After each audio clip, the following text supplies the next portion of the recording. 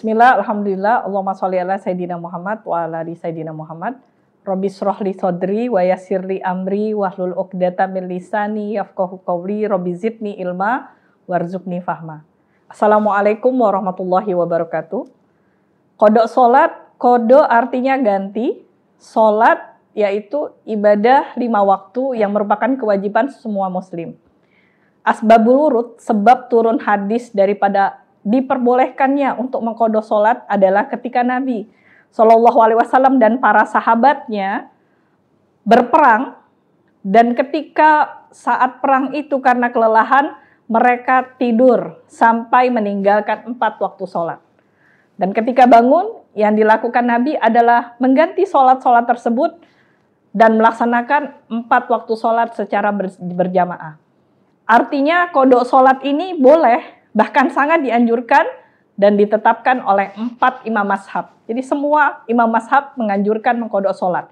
Dengan sebab, 1, ketiduran. Jadi kalau misalnya kita bangun kesiangan, subuh jam 6 pagi, maka jam 6 pagi kita sholat subuh, walaupun kesiangan, bahkan itu udah di luar waktu subuh. Yang kedua, sebab qada adalah lupa. Misal saya datang ke acara tahlilan, saya biasa sholat isya, setelah sholat maghrib saya menunggu waktu isya, ternyata karena saya hadir di acara tahlilan, saya langsung pulang ke rumah dan ketiduran sampai subuh, dan setelah sholat subuh saya baru ingat, oh semalam saya belum sholat isya. Makanya manusia itu disebut insan, asal kata nasia, yang pelupa. Jadi kadang kita tuh bisa lupa, belum melaksanakan sholat, dan itu boleh diqada di waktu ketika kita bangun dari sholat. Atau qada sholat karena perempuan, misal ketika dia terkena haid, kebanyakan wanita, dia sore mandi, dia merasa sudah suci dari haid, dia mandi sore, dia mandi wajib, dan dia cuma melaksanakan sholat asar. Padahal secara hukum, barang siapa yang suci di waktu asar, dia tetap harus mengqada sholat zuhurnya. Dan itu jarang dilakukan, karena belum mengetahui hukum yang mendetail. Itu namanya zawalul mani. Atau perempuan, dia mengerjakan pekerjaan rumah tangga, dia masak, dia membereskan rumah tangga. Ketika azan zuhur, dia sudah berniat dalam hatinya, setelah saya selesai pekerjaan rumah tangga ini, saya akan sholat zuhur. Tetapi ketika dia selesai, mungkin jam 1 siang, dia masuk ke kamar mandi, ketika dia cek, dia sudah terkena darah haid. Maka disebut turu'ul mani.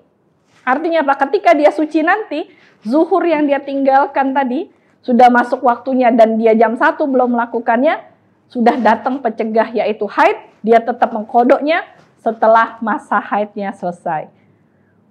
Selain itu apa? Bagi kebanyakan kita, waktu kita akil balik, kita belum melaksanakan kewajiban sholat 5 waktu. Dan itu boleh diqada di masa sekarang kita sudah belajar.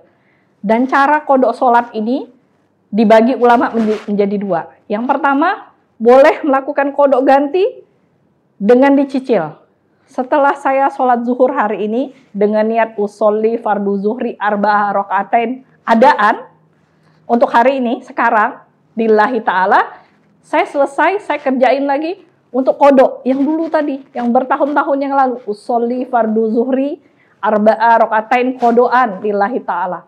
Jadi setelah sholat zuhur, saya sholat zuhur lagi, sesudah sholat asar, saya sholat asar lagi, sesudah maghrib, maghrib lagi. Atau nanti di bulan Ramadan, 1 kewajiban sholat fardu yang kita kerjakan di bulan Ramadan akan berpahala 70 kali lipat.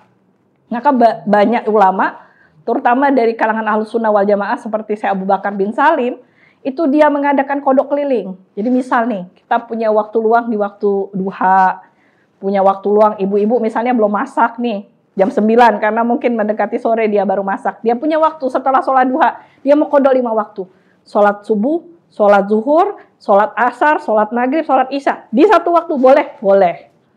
Dan itu seperti 70 kali qada sholat di luar bulan Ramadan. Jadi Ramadan ini juga bisa banyak ibadah-ibadah wajib yang bisa kita ganti tadi karena sebab lalai, mengundurkan masa haid, atau mengundurkan masa nifas.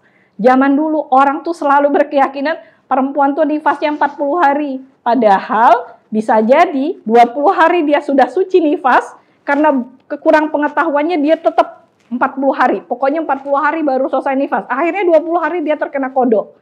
Atau sekarang orang yang dia sesar, dia operasi sesar ketika melahirkan, bisa 10 atau 7 hari udah suci daripada nifas. Setelah itu dia nunggu lama sampai dia cukupin, ada yang 30 hari, ada yang 40 hari.